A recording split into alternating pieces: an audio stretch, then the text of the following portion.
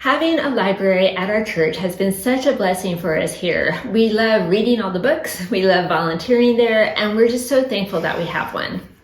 And since we get a lot of questions on how to start a church library, today we're sharing some of our tips on how to get one up and running.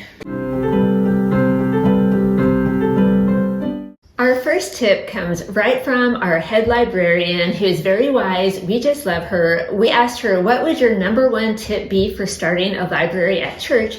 And she said it would definitely be having the support of your priest or pastor. So our priest has been our champion for the library. It's because of him that we have a big, beautiful room and the comfy chairs, the custom bookshelves. It's also because of him that our library was moved from this small little room and, an out of the way building on campus to where it is now, much easier to find. He is very good to us in the library. He stops by to check in. How are you doing? Sometimes he has meetings in the library. And he was also very helpful with tip number 2, which is setting guidelines for exactly what type of books you'll have in your library. And that is a huge time saver.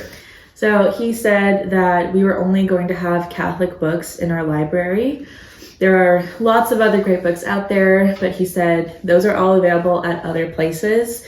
And this is a Catholic library at a Catholic church, so we're going to have just Catholic books. He also said that in our library, we would only have books in English, which sounds kind of weird, but we're a very large parish and we have parishioners from all over the world. And so we do get books donated in lots of different languages, and we just don't have room to keep them all.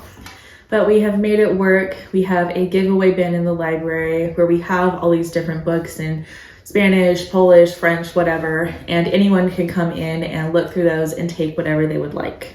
Our next tip is to keep in mind that it is definitely okay to start small with your library. It is okay even to stay small. Even a single bookcase out in the hallway filled with great books is a huge blessing to the readers at church.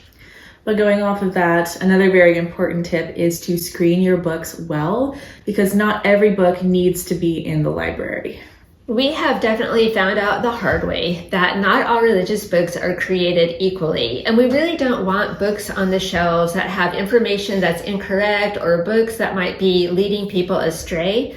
So last year I made a video about the different ways we screen the books, and I'll have that link down below for you. And then also get some help. If you're a solo church librarian, God bless you, because that is not easy at all to do alone. No, we have a whole volunteer committee here, and they are just so wonderful to work with. They're a lot of fun, and they do work hard. It takes a lot of time to sort and screen the books and a lot of energy. It's definitely a brain drain, so many hands make light work. Also be prepared for the unexpected and just be able to roll with things. Most of our books come from donations, and some of the stuff we find in the donation bins is very interesting, and it's not always just books.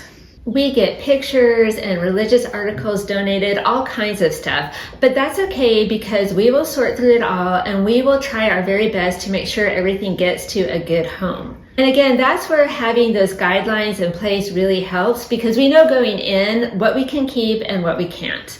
And we certainly can't keep everything, but you will need a thick skin for that, because sometimes a book will get donated and you don't end up keeping it, but then whoever donated it gets kind of hurt that you didn't keep it. That definitely can happen, and believe us, it's not personal. There are a lot of reasons why we might not keep a book donated to the library. For instance, it might have mold or it might have water damage.